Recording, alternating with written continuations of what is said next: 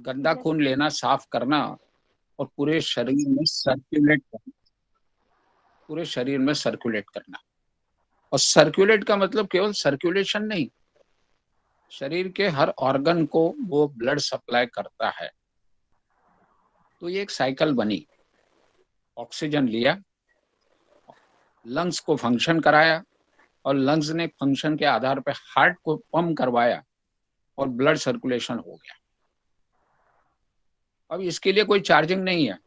हालांकि मैंने आपको नेचुरोपैथी में शुरू में बताया था कि नींद में ब्रेन इन्वर्टर के बैटरी जैसे चार्ज हो जाता है, ये तो सच्चाई है, उसमें कोई शक नहीं।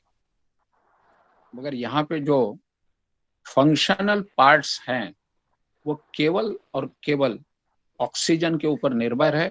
अगर ऑक्सीजन लेना बंद हो जाए, गले में अगर रस्सी का फांस लगा दिया जाए, तो ऑक्सीजन रुक जाएगा।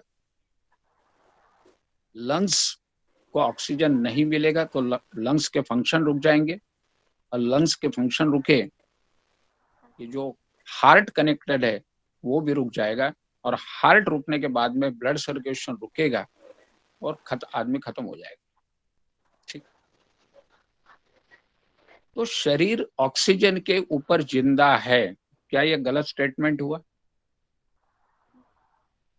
नहीं, नहीं। गलत हुआ नहीं। तो गलत अगर ये नहीं हुआ है, तो शरीर खाने के ऊपर जिंदा ऐसा लोग क्यों मानते हैं? खाने की जरूरत ही नहीं, ऑक्सीजन खाओ ना। हम अपने लेक्चर में कई बार बोलते हैं ऑक्सीजन को पिया करो।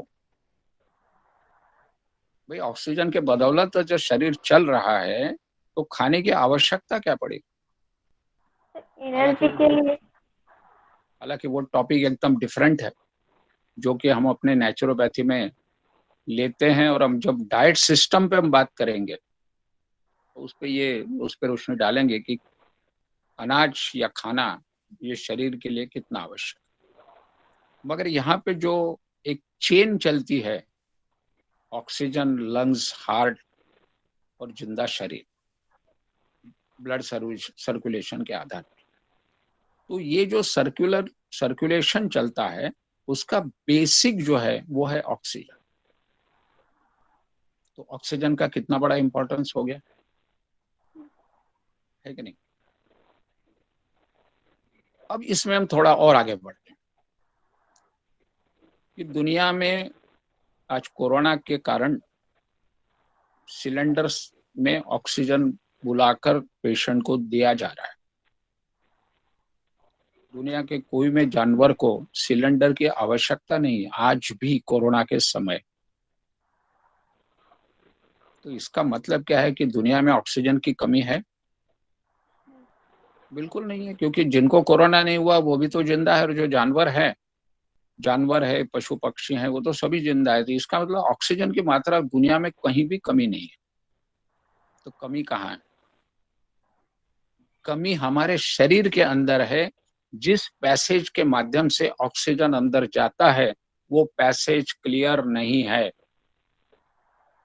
एक तो हमारी चमड़ी के सुराग ओपन नहीं है, या तो हमारी सांस नलिका या हमारे नाक के अंदर से जो ऑक्सीजन अंदर जाता है वो पैसेज, ये पूरा चोकअप हुआ है, या लंग्स के अंदर कब भरा है और वो ऑक्सीजन की मात्रा सही ढंग से ले नहीं पा रही।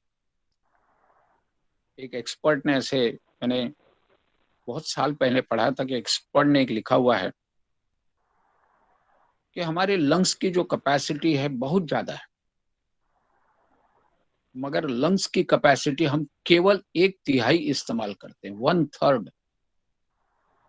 पूरा लंग्स हमारा एक्सपांड भी नहीं होता और पूरा कॉन्ट्रैक्ट भी नहीं होता। एक्सपांड नहीं होता इसलिए ऑक्सीजन कम आता है, और कॉन्ट्रैक्शन कम है इसलिए पूरा जो कार्बन डाइऑक्साइड बाहर निकल जाना चाहिए वो निकल नहीं पाता। तो कुल कैपेसिटी की एक तिहाई कैपेसिटी हम लंग्स की कम इस्तेमाल करते हैं, यानी एक तिहाई में हमारा शरीर चल जाता है। इसका कारण है कि हमारे रोजमर्रा की जिंदगी में जो फिजिकल एक्सरसाइज होना चाहिए वो नहीं हो पा रहा। इसलिए morning walk, evening walk, yoga, कोई लोग जिम में जाते हैं, तो ये सब करते हैं, जिसके कारण ये होता है कि हमारे लंग्स जो है वो ज्यादा एक्सपांड हो जाते हैं। कहने का मतलब ऑक्सीजन की मात्रा ज्यादा ले लेते हैं, और कॉन्ट्रैक्शन जब हो जाता है तो पूरी तरह कार्बन डाइऑक्साइड को निकाल देते हैं। तो शरीर को ऑक्सीजन पूरा मिला और कार्बन डाइऑक्साइड पूरा निकल गया। ये भी एक विचारधारा आई है कि मास्क पहनने में ऑक्सीजन इनहेलेशन कम होता है और कार्बन डाइऑक्साइड वहीं के वहीं घूमता रहता है। हो सकता है, हालांकि वो परसेंटेज बहुत कम है, कोई ज्यादा नहीं। तो ये कोरोना के समय कुछ एक्सरसाइज दिए गए हैं, तो जो मैंने पढ़ा था, जो मैंने इसके ऊपर प्रयोग भी किए हूँ। आपको एक लंबी सांस लेनी है, सीधा बैठ जाओ, रीढ़ की हड्डी सीधी रहे और लंबी सांस लो, लंबी बिल्कुल। अब मालूम पड़ा कि आप सांस नहीं ले सकते, फिर भी थोड़ा सा बच्चा कच्चा ऑक्सीजन और खींचने की कोशिश करो। 1 सेकंड के लिए रुक सकते हो, ज्यादा रुकने की जरूरत नहीं है। और तुरंत जो है, जितने गति में या जितने सेकंड में आपने ऑक्सीजन लिया, उतने ही सेकंड में उसको बाहर फेंक दो। और कोशिश करो कि पेट को अंदर लेके बचा कचा कार्बन डाइऑक्साइड और निकाल दो। तो पूरा ऑक्सीजन लो और पूरा कार्बन डाइऑक्साइड फेंको।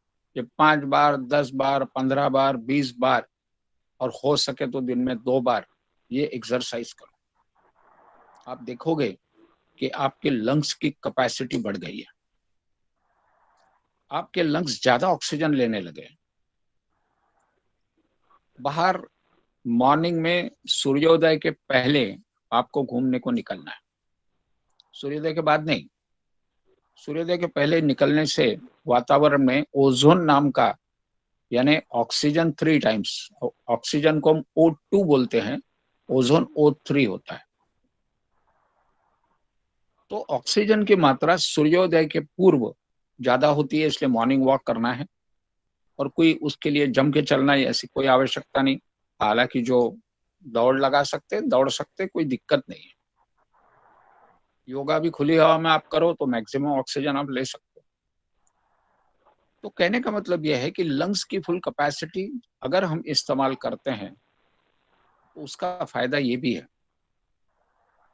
कि सांस नलिका में कहीं भी अगर कफ पड़ा हो, लंग्स के अंदर कफ के अगर लेयर पड़े हो, सांस नलिका के अंदर अगर कफ के लेयर पड़े हो, और ऊपर गले के ऊपर नाक के मध्यम तक अगर कहीं भी कफ पड़ा हो, तो वह निकलने में मदद मिलेगी। ठीक। तो कफ निकल जाएगा, पैसेज क्लियर हो जाएगा, और आपको ऑक्सीजन की कोई कमी नहीं होगी। बेसिकली ऑक्सीजन की कमी का मतलब ये होता है कि पैसेज चोकअप हो गया, दूसरा कुछ नहीं। और इसलिए खास हम लोगों को आज जो सलाह दे रहे हैं, जिसमें खास गार्गलिंग की सलाह है, गार्गलिंग करो सुबह शाम। हल्दी डाल के, हल्दी इसलिए कि हल्दी एंटीसेप्टिक है। जला नीति करो, नाक से, एक नाक से पानी छोड़ो, दूसरे से निकल जाएगा। ठीक है। स्टीम लो, वो भी मैं अदरक की सलाह इसलिए देता हूँ कि अदरक में गर्मी है, गर्मी के कारण कफ पतला होता है, पैसेज क्लियर होता है, तो स्टीम लो। ये 3 खास बातें मैं बोलता हूँ। और आज मैं ये चौथी बात आपको सिखा दिया हूँ कि आपको लंग्स का एक्सरसाइज करना है। ठीक। अभी कल भी रामदेव बाबा ने जो बोला था कि योगा के माध्यम से इम्यूनिटी लेवल इंप्रूव होती है। हालांकि वो सेंटेंस मुझे एकदम दिमाग चाट गया वो, मगर सोचा नहीं दिमाग ने। मगर उसके बाद में दिमाग सोचने लगा कि इसने कहा है, क्या वाकई ये सच है? तो ये निश्चित सच है। इसका कारण मैं आपको बताना चाहूंगा कि हम छोटा सा गार्डन मेंटेन करते हैं, नर्सरी, पेड़ पौधे लगा देते हैं, कोशिश करते हैं कि इसको शुद्ध हवा मिले, धूप मिले, पानी मिले। एक साइड से पानी छोड़ देते हैं, आखिर के पौधे तक पानी पहुंच जाता है। पानी भी हम अच्छा देते हैं, पानी क्षार मुक्त हो सके जितना, मीठा और अच्छा पानी। और शुद्ध जल मिलने के कारण पेड़ पौधे जो हैं वो अच्छे पनपते हैं, अच्छे बढ़ते हैं, उसको फल फूल बढ़िया लगते हैं। क्योंकि पौधों को बढ़ने के लिए सूरज की रोशनी भी आवश्यक है, ऑक्सीजन भी आवश्यक है और शुद्ध जल भी आवश्यक है। वैसे ही हमारे शरीर में जो ऑर्गन्स है, हार्ट, लंग्स, किडनी, जो भी फंक्शनल ऑर्गन है, कान है, आंख है, ये भी फंक्शनल ऑर्गन्स है, तो काय के बदौलत काम करते हैं। जो हार्ट ने खून को साफ किया और बदन में सर्कुलेट किया और सर्कुलेशन के माध्यम से वो ऑर्गन तक जो खून पहुंचा, वो शुद्ध खून ही उस ऑर्गन को हेल्दी रखता है। वो उसकी खुराक है, वो उसकी खुराक है। अब आप अंदाज देखिएगा, एक थोड़ा सा सोचो कि अगर मेरे खून में दोष आ जाए, मेरे खून में शक्कर का प्रमाण बढ़ जाए, या यूरिया का प्रमाण बढ़ जाए, या क्रिटिनाइन का प्रमाण बढ़ जाए, या फैट का प्रमाण बढ़ जाए, कोई भी। आप लोग जानते हो आजकल तो छोटे बच्चों को भी लैब टेस्ट का अंदाज आने लगा है, तो घर में चर्चाएं चलती है। और करीबन एक भी घर ऐसा छोटा नहीं कि जहाँ पे ब्लड टेस्ट नहीं होती, हर एक के घर में होती है। कोई गलत बात नहीं है, मैं भी उसका स्वागत करता हूँ, उसमें कोई बात नहीं है। हाँ, एक बात जरूर है, बेफजूल टेस्ट ना करो, क्योंकि आजकल तो उसी लैब में कोरोना वाला भी जाता है और अच्छा भी आदमी जाता है। तो मैं मेरे डायबिटिक पेशेंट को खास सलाह देता हूँ, कोई जरूरत नहीं टेस्ट करने की। मैं कुछ लक्षण उनको गिनवा देता हूँ कि ये लक्षण है क्या।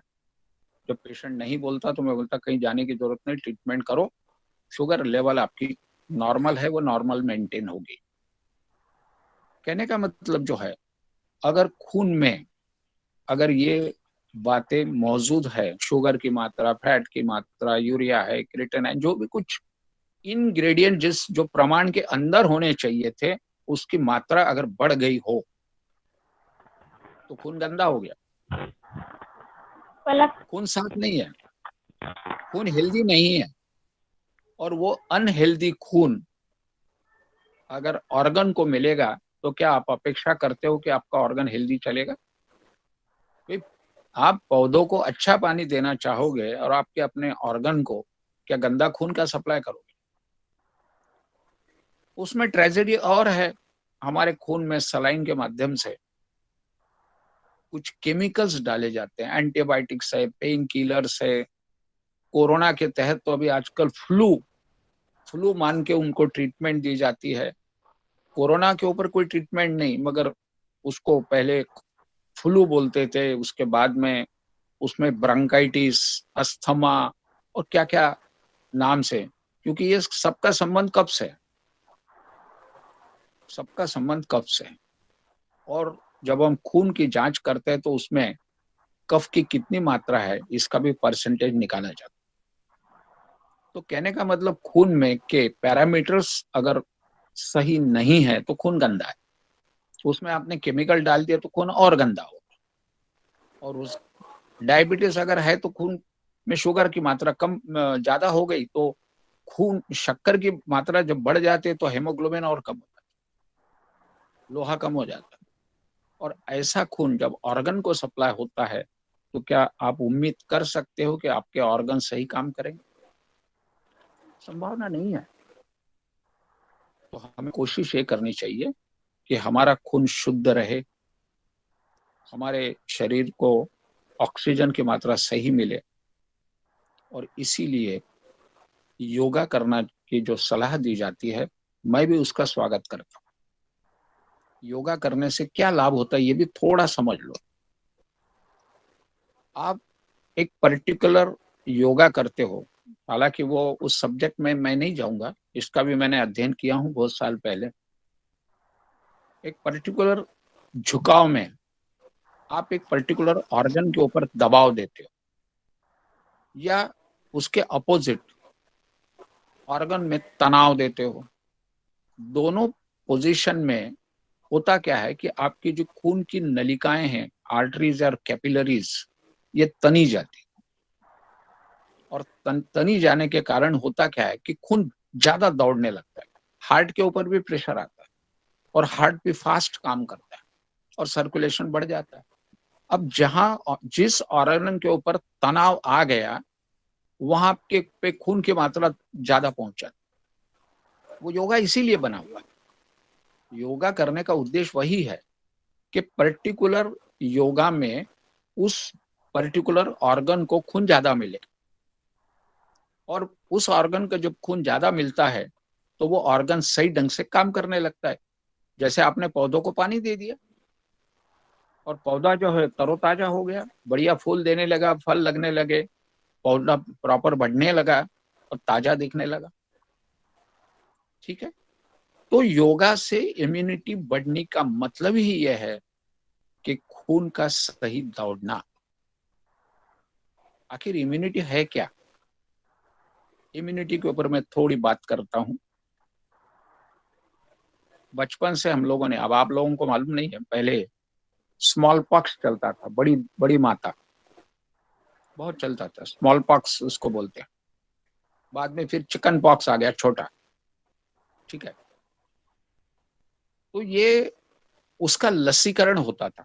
हमारे स्कूल में भी हमको याद आता है कि बचपन में पहली दूसरी कक्षा में जाते जाते दंड के ऊपर ऐसे एक सुई टाइप, जैसे आप वो छाछ बनाने के है ना, लकड़ी का रहता है, उसको क्या बोलते हैं रवि। आजकल? हाँ, रवि। हाँ, रवि। तो उस रवि टाइप एक ऐसे मेटल का आता था, उसको कोई द्रव्य में डुबोते थे और हाथ पे घुमा देते थे तो उस पे कोई जख्म होती थी और वो जो दवाई है वो अंदर घुस जाती थी। हालांकि वो सिस्टम अब बंद हो गई है, अभी तो हालांकि इंजेक्शन शुरू हो गए। तो ये लसीकरण जो बोलते हैं हम लोग, ये स्मॉल पॉक्स का लसीकरण इस प्रकार से होता था। अब बचपन से, हालांकि हमें वो उस समय वो बुद्धि नहीं थी, मगर जो कान से सुनते थे वो यही सुनते थे कि इससे रेजिस्टेंस बढ़ता है। हमें एंटीबॉडीज मालूम नहीं थी, हमको एंटीबॉडीज मालूम नहीं थे, हमको इतना मालूम था कि शरीर का इससे रेजिस्टेंस बढ़ता है। धीरे धीरे फिर पोलियो और ट्रिपल ये आने लगे। तब तक भी हमें कान पे यही आता था कि नहीं, इससे बॉडी का रेजिस्टेंस बढ़ता है। अब बॉडी का रेजिस्टेंस बढ़ता है का मतलब क्या हुआ कि भाई दो योद्धा आमने सामने आ गए, एक के हाथ में तलवार थी तो दूसरे के हाथ में बंदूक आ गई, तो इम्यूनिटी किसकी ज्यादा हो गई? बंदूक वाले की। जिसके हाथ बंदूक है तो उसकी इम्यूनिटी ज्यादा है। ठीक है ना। एक एक के पास में एटम बॉम्ब है और दूसरे ने और दूसरा बॉम्ब निकाला है तो उसकी इम्यूनिटी ज्यादा हो गई, ताकत। तो पहले जमाने में हम लोगों के कहा जाता था कि रेजिस्टेंस बढ़ता है, इम्यूनिटी बढ़ती है ये नहीं बोला जाता, रेजिस्टेंस बढ़ता है। अब रेजिस्टेंस बढ़ता है का मतलब क्या हुआ? वही हुआ, एंटीबॉडीज आपके बॉडी में बन गई, आपको लसीकरण दिया गया, एंटीबॉडीज बनी, एंटीबॉडीज इस कदर बढ़ी कि वही एंटीबॉडीज कोरोना को विरोध करने लगी, कोरोना से वही एंटीबॉडीज लड़ने लगी। तो ये आपके बॉडी में डाला हुआ कृत्रिम कोरोना है। लेना तो है, उसमें कोई बात नहीं, उसमें कहीं विरोध है ही नहीं। मगर ये जो इम्यूनिटी अपग्रेडेशन की जो भाषा शुरू हुई है सन 2020, यानी लास्ट ईयर से ये इम्यूनिटी अपग्रेडेशन की भाषा शुरू हुई। रेजिस्टेंस की भाषा तो भूल गए लोग। ये हम लोगों को बचपन का सुना हुआ है तो हमको मालूम है, आपको तो रेजिस्टेंस के वर्ड भी आपको आपके डिक्शनरी में नहीं हो, कोई अभी कोई उसका मतलब नहीं आता, क्योंकि एंटीबॉडीज बनती है, ये टेक्निकल वर्ड हमारे आजकल अभी समझ में आ गया। और ये कोरोना ने हमको एंटीबॉडीज बनने की प्रक्रिया को ज्यादा प्रसारित किया है, समाज में ये लोगों की जानकारी में पहुंच गया है। साथ ही साथ जब हम कोरोना से हारने लगे थे तो विद्वान लोगों ने ये कहा कि भाई कोरोना के साथ जीना सीखो, अपने इम्यूनिटी को बढ़ाओ, अपने इम्यूनिटी को बढ़ाओ, रेजिस्टेंस बढ़ाओ ये नहीं। तो इम्यूनिटी को बढ़ाओ का मतलब क्या हुआ कि आपके हार्ट बढ़िया काम करे, लंग्स बढ़िया काम करे, ब्लड आपका हेल्दी हो, ऑर्गन को ब्लड सप्लाई प्रॉपर मिले, तो जिससे क्या होगा कि आपकी इम्यूनिटी बढ़ेगी। मैं इम्यूनिटी के लास्ट टाइम भी आपको व्याख्या दी थी। अच्छी इम्यूनिटी का मतलब हमने साफ सुथरे कपड़े पहने हैं, साफ सुथरे हेल्दी कपड़े, हमारी हाई इम्यूनिटी है। तो हाई इम्यूनिटी का मतलब सीधा सीधा है कि हमारा हर ऑर्गन नेचुरल वे में काम करता है, सुचारू रूप से काम करता है। हम क्या दो कान दिए, एक कान अगर कम सुनता है तो हमारी इम्यूनिटी डाउन हो गई। सही है। हमें दो, भगवान ने दो आंखें दी है, एक आंख थोड़ा कम देख रहा है तो हमारे एक आंख की इम्यूनिटी कम हो गई। सो नेचुरल फंक्शन हमारे अगर उस ऑर्गन के कम होते हैं तो उस ऑर्गन की इम्यूनिटी कम हो गई। और टोटल बॉडी का हम जब आप एवरेज निकालते हैं तो वो एवरेज जो 100% आना चाहिए वो शायद 95% आ जाए। तो हमको ये देखना है कि हमारे सभी ऑर्गन सही ढंग से कैसे काम करें, और उसके लिए हम देखते हैं कि हमारा खून शुद्ध हो, शरीर में खून की मात्रा सही ढंग से चले, और वह आधारित काय के ऊपर है, हमारे लंग्स के फंक्शन के ऊपर आधारित। और लंग्स का फंक्शन काय पे आधारित है? शुद्ध हवा, ऑक्सीजन, इसके ऊपर। तो आज के कोरोना काल में हमको ये देखना है कि हमें शुद्ध ऑक्सीजन मिले, हम लंग्स का एक्सरसाइज करें, जैसे मैंने आपको कहा। क्योंकि आज हमारा वो टॉपिक नहीं, मगर क्योंकि इम्यूनिटी अपग्रेडेशन पे मुझे और रोशनी डालनी थी, इसलिए मैंने इसको रिवाइव किया। ठीक है। तो इम्यूनिटी अपग्रेडेशन इसी माध्यम से होगा, खाने का माध्यम से इम्यूनिटी अपग्रेडेशन नहीं होता। याद रखना। मैंने कहा गला दबा दिया तो आदमी खत्म हो गया, कहाँ गई इम्यूनिटी? वो तो ऑक्सीजन है जिसके कारण आज आपके बॉडी की इम्यूनिटी मेंटेन हो रही है। तो ऑक्सीजन का इंपॉर्टेंस ज्यादा है। खाने का क्या इंपॉर्टेंस है वो तो हम अपने डाइटिंग सिस्टम में ले ही लेंगे, उसमें कोई बात ही नहीं है। खाने का अपना इंपॉर्टेंस तो है ही, और स्वाद के लिए तो खाना है, ऐसे कोई बात नहीं है। मगर ये बात निश्चित है, जीना खाने के लिए नहीं, खाना जीने के लिए। ठीक है ना। तो अभी ये मैंने बड़ा एक इम्पोर्टेंट टॉपिक लिया है, और इसको आपको याद रखते हुए आपको कोशिश करनी है कि सांस लेने में कोई भी तकलीफ ना हो। ठीक। बाकी मैंने पेपर सर्कुलेट किए थे, आपने देखे ही हैं वो, कि गार्गलिंग करना है, एनिमा लेना वगैरह वगैरह, उसको कोई दोहराने की जरूरत नहीं। ठीक। अभी हम अगला एक टॉपिक लेते हैं, फीवर। हालांकि फीवर टॉपिक अभी हमारा पूरा नहीं हुआ, उसको शायद 2 पीरियड और भी लग सकते हैं। मगर फीवर का जो टॉपिक है उसको कुछ मुद्दे मुझे अधिक स्पष्ट करने थे, और इसलिए मैं आज वो दोहरा रहा हूं। मैंने जैसे आप लोगों को कहा था कि अगर बुखार आ जाता है तो 3 दिन तक वो काय का बुखार है ये समझ में नहीं आता। तो इसलिए जांच पड़ताल के झंझट में पड़ना ही नहीं। 3 दिन, 3 दिन हमको केवल यही देखना है कि हमारा बुखार या हमारे बच्चों का बुखार एक 101 के ऊपर न जाए, 101 के ऊपर न जाए। अब 101 के ऊपर न जाए इसके लिए क्या है, मैंने आपको एक तरीका बोला था कि हमारे चमड़ी जो है 1/3 गंदगी बाहर फेंकती है। तो मैंने ये बोला था कि भाई रगड़ के उसके स्किन को रगड़ो टर्किश टॉवेल से। ठंडी लगती है तो गुनगुना पानी में टॉवेल डाल के भी बदन को पोंछा जा सकता है। क्योंकि ठंडक से बुखार कम होता है, ये बिल्कुल गलत धारणा है। स्किन के पोर्स, चमड़ी के सुराग ओपन होते हैं और गर्मी बाहर जाती है, ये सच्चाई। इसलिए गुनगुने पानी का भी मसाज अगर आप करें तो कोई दिक्कत नहीं, डरने की कोई बात नहीं। ठीक है ना। तो बुखार 101 के ऊपर न जाए इसकी हमें केयर करनी है। मगर 3 दिन तक कोशिश हमें ये करनी है कि कोई भी दवाई पेट में न डाली जाए। कुदरत के ऊपर अगर आप छोड़ देते हो तो उसमें खास बात यह है कि अगर हमें भूख नहीं लगती है तो खाना नहीं खाना है, और जो खाने का मन करता है वही खाना है। हालांकि कभी कभी बच्चे अचार मांग लेते हैं, खांसी ना हो तो अचार देने में कोई दिक्कत नहीं। ठीक है ना। क्योंकि मुंह का स्वाद बिगड़ा हुआ है तो अचार तो मांगने वाले, उसमें क्या बात। सवाल बड़ा सिंपल है कि बुखार बढ़ने वाली चीजों को रोका जाना चाहिए। खाना पेट में जाएगा तो बुखार निश्चित बढ़ना है। तो हमको पहले तो बदन को पोषते हुए बुखार को बढ़ने से रोकना है, नंबर 1। नंबर 2, खाने को रोकना है। फल, सलाद, सब्जियों का सूप या पत्तों का रस, ये चीजें देनी है। और जो हमने 4 आउटलेट्स आपको बोले थे, जिसमें एक चमड़ी भी आ गई, बचे हुए 3 आउटलेट्स, यानी पेट साफ होना चाहिए, नहीं होता तो एनिमा लेना चाहिए। पेशाब साफ होनी चाहिए, अगर नहीं होती तो बड़ी आंत के ऊपर गीला टॉवेल रख देना चाहिए।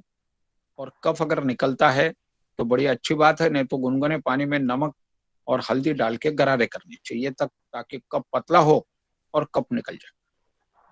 अगर ये चारों आउटलेट्स अगर एक्टिव हैं और गंदगी को बाहर फेंकने में सक्षम है, तो ये निश्चित है कि बुखार 24 घंटे के अंदर छूट जाना चाहिए। सिंपल फीवर, मैं क्रॉनिक बुखार की बात नहीं कर रहा हूँ, सिंपल फीवर। उसमें एक प्रश्न आता है, कई बार मुझे लेडीज पूछ लेती हैं स्टेज के ऊपर जब भी मैं होता हूँ, कि कभी कभी देखा जाता है कि बच्चों का बुखार सडनली 2 या 3 चला जाता है, ऐसे समय हम क्या करें? देखो, एक बात बड़ी सिंपल है। जब जिंदगी में पहला बुखार आता है ना, स्टैंडर्ड बॉडी टेम्परेचर है 98.4, 98.4। और जो बच्चों में पहला बुखार आता है ना, तो केवल वो 99 रहता है, 99। अब देखो, ऑब्जर्वेशन लो, क्योंकि आप इस चीज को सीख रहे हो, तो आप इर्द गिर्द पहचान वाले लोगों में, छोटे बच्चों में देखोगे। और इसको बारीक से देखना कि पहला बुखार 99 आएगा, 99 से ज्यादा नहीं आएगा, यानी 98.4 से थोड़ा सा बढ़कर। बदन तो गर्म लगेगा, उसमें कोई बात ही नहीं है। मगर वो क्या होता है कि जब हम उसको दवा दे देते हैं ना, तो जो निकल रहा है वो अंदर फिर चला जाता है। जो टॉक्सिन निकल रहे हैं वो अंदर फिर चले जाते हैं। और फिर 8 दिन के बाद, 15 दिन के बाद, 20 दिन के बाद वो बुखार फिर आता है। बुखार आने की वजह कई होगी, जो हमने बुखार में टॉपिक में लिया था। मगर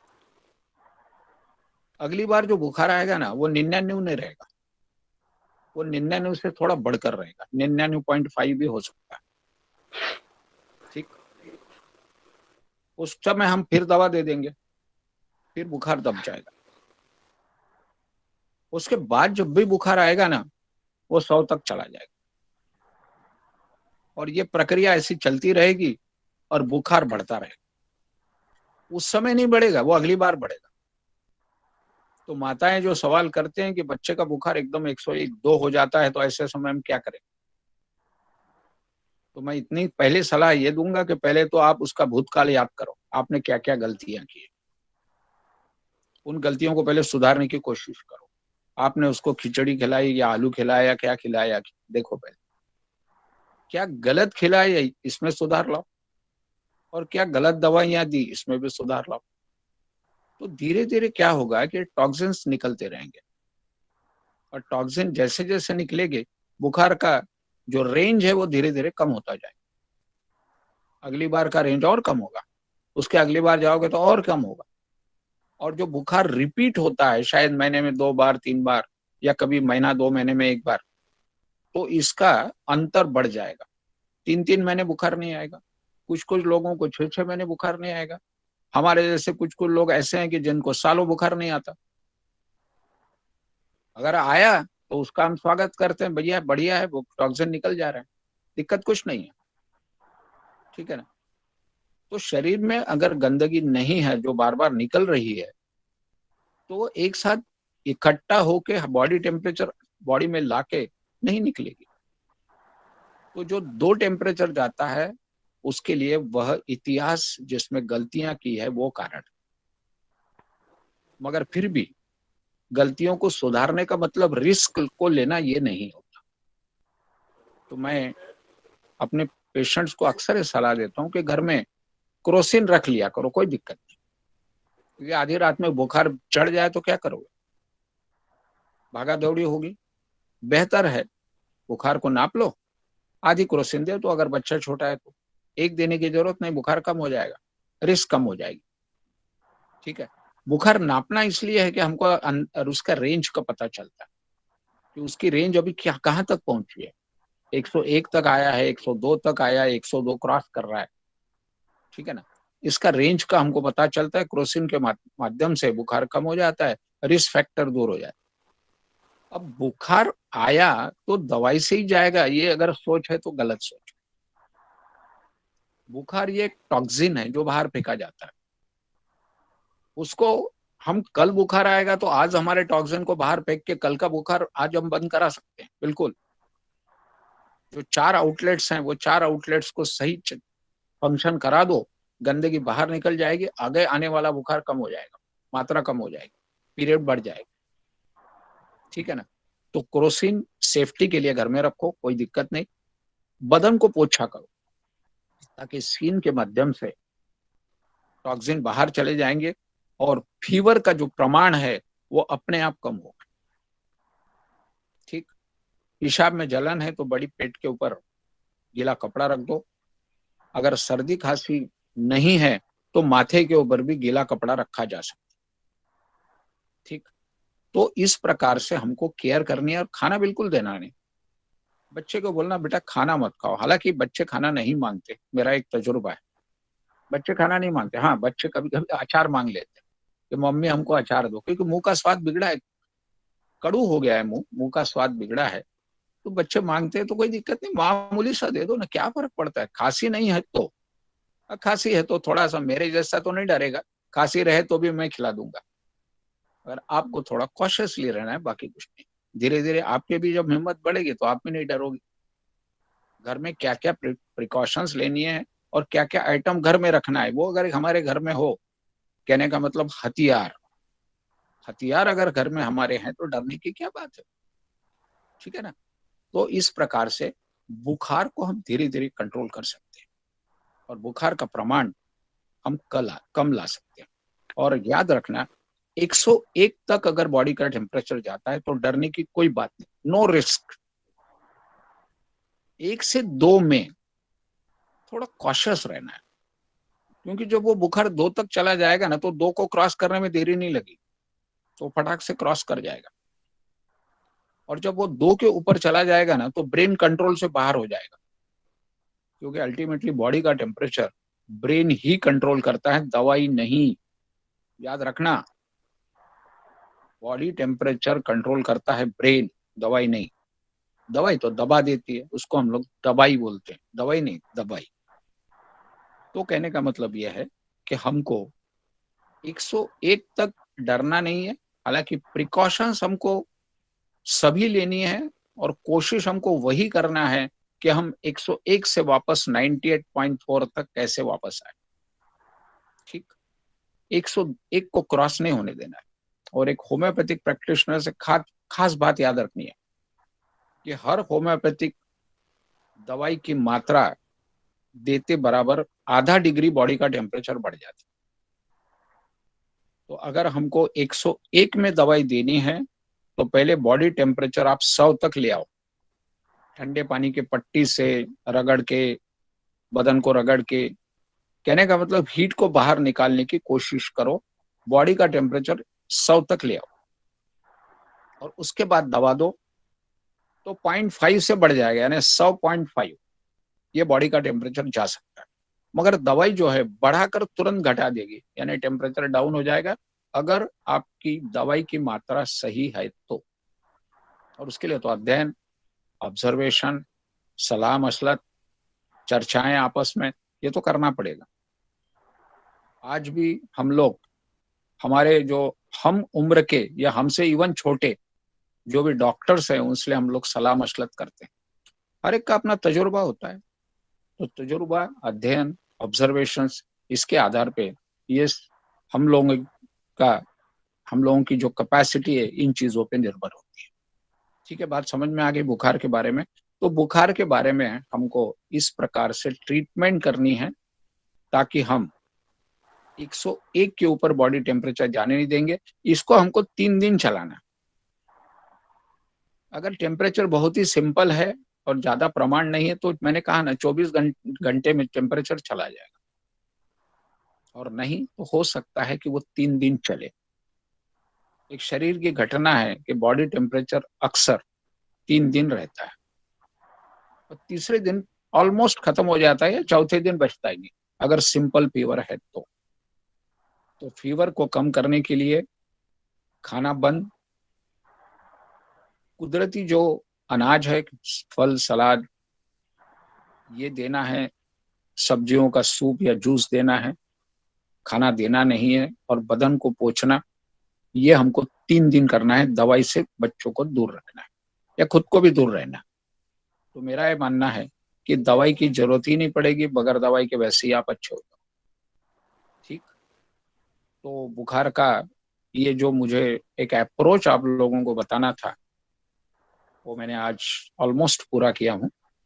हम लोग इसके पहले कुछ सिंपल फीवर, मलेरियल फीवर यहाँ तक हम लोग पहुंचे थे और उसके बाद के क्लास में फिर हम आगे टाइफाइड फीवर, फ्लू और बाद में फिर जैसे कभी कभी ट्यूबरक्लोसिस यानी टीबी में भी बुखार आता है, अस्थमेटिक पेशेंट को भी बुखार आता है। तो इसके ऊपर रोशनी डालेंगे और अगली क्लास में इसको कवर करेंगे। ठीक है। और जहां तक दवाइयों का सवाल है तो दवाइयां तो हम ऑलमोस्ट सिखा ही चुके हैं और अभी हमको केवल जो है शरीर की घटना को समझना है, जानना है। ठीक है। तो अभी अगले रोग के ऊपर जैसे बुखार का चैप्टर अगर अगली बार पूरा हो जाता है तो फिर अगला जो भी डिसीज होगा आप सोच के रखो भले कि हमको किस रोग के ऊपर मार्गदर्शन चाहिए, तो उसके अनुसार हम लोग चर्चा करेंगे। ठीक है। तो आज मैंने ये टॉपिक पूरा किया है और मैं यही विराम लेना चाहूंगा। अगला टॉपिक अगली बार हम पूरा करेंगे। ठीक है। कुछ पूछना तो नहीं है? अंकल, आपने बोला बच्चों को प्रोटीन